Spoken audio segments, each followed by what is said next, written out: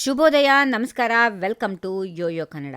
ಕರ್ನಾಟಕ ಕಾಂಗ್ರೆಸ್ನಲ್ಲಿ ಮುಖ್ಯಮಂತ್ರಿ ಕುರ್ಚಿ ಕಾಳಗ ಈಗ ಹೊಸ ತಿರುವು ಪಡೆದುಕೊಂಡಿದೆ. ಇದುವರೆಗೆ ಸಿದ್ದರಾಮಯ್ಯ ಮತ್ತು ಡಿಕೆ ಶಿವಕುಮಾರ್ ನಡುವೆ ಮಾತ್ರ ನಡೀತಿದ್ದ ಈ ಫೈಟ್ಗೆ ಈಗ ಗೃಹ ಸಚಿವ ಡಾಕ್ಟರ್ ಜಿ ಪರಮೇಶ್ವರ್ ಎಂಟ್ರಿ ಕೊಟ್ಟಿದ್ದಾರೆ. ಹೊಸ ವರ್ಷದ ಆರಂಭದಲ್ಲಿ ನನಗೂ ಪದೋನ್ನತಿ ಹೊಂದುವ ಆಕಾಂಕ್ಷೆ ಇದೆ ಎಂದು ಹೇಳುವ ಮೂಲಕ ಪರಮೇಶ್ವರ್ ನೇರವಾಗಿ ಸಿಎಂ ರೇಸ್ಗೆ ಧುಮುಕಿದ್ದಾರೆ. ತೆರೆಮರೆಯಲ್ಲಿ ದೆಹಲಿ ಮಟ್ಟದಲ್ಲಿ ಲಾಬಿ ನಡೆಸಿರುವ ಪರಮೇಶ್ವರ್ ಹೈಕಮಾಂಡ್ ಮುಂದೆ ತಮ್ಮ ಹಕ್ಕು ಮಂಡಿಸಿದ್ದಾರೆ. ಈ ಬೆಳವಣಿಗೆಯಿಂದ ಕೆಪಿಸಿಸಿ ಅಧ್ಯಕ್ಷ ಡಿಕೆ ಶಿವಕುಮಾರ್ ಪಾಳಯದಲ್ಲಿ ಸಂಚಲನ ಶುರುವಾಗಿದ್ದು, ರಾಜ್ಯ ರಾಜಕಾರಣದಲ್ಲಿ ಕುತೂಹಲದ ಘಟ್ಟ ತಲುಪಿದೆ. ಈ ಕುರಿತು ಒಂದು ರಿಪೋರ್ಟ್ ನೋಡೋಣ ಬನ್ನಿ. ರಾಜ್ಯ ರಾಜಕಾರಣದ ಪವರ್ ಗೇಮ್ ಈಗ ಕುತೂಹಲಕಾರಿ ಘಟ್ಟಕ್ಕೆ ಬಂದು ನಿಂತಿದೆ.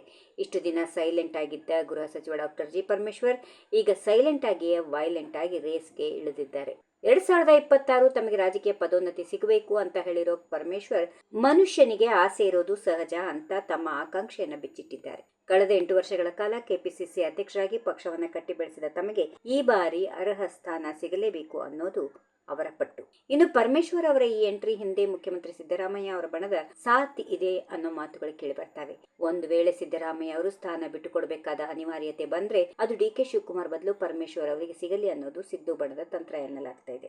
ಸಿದ್ದರಾಮಯ್ಯ ಬಣದ ಹಿರಿಯ ನಾಯಕರು ಈಗಾಗಲೇ ದೆಹಲಿಗೆ ಹೋಗಿ ದಲಿತ ನಾಯಕನಿಗೆ ಅವಕಾಶ ನೀಡಿದ್ರೆ ಪಕ್ಷಕ್ಕಾಗೋ ಲಾಭದ ಬಗ್ಗೆ ವರಿಷ್ಠರಿಗೆ ವರದಿ ಸಲ್ಲಿಸಿದ್ದಾರೆ. ಇತ್ತ ಡಿಕೆ ಶಿವಕುಮಾರ್ ಕೂಡ ಸುಮ್ಮನೆ ಕುಳಿತಿಲ್ಲ.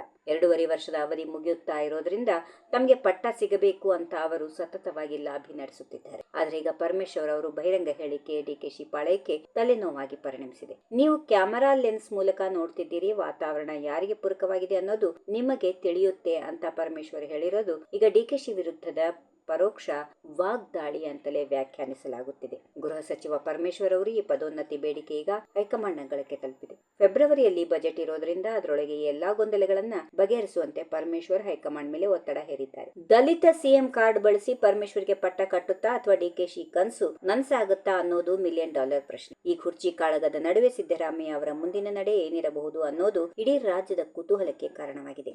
ಈ ವಿಡಿಯೋ ನಿಮಗೆ ಇಷ್ಟವಾದಲ್ಲಿ ಲೈಕ್ ಮಾಡಿ, ಶೇರ್ ಮಾಡಿ, ಸಬ್ಸ್ಕ್ರೈಬ್ ಮಾಡಿ.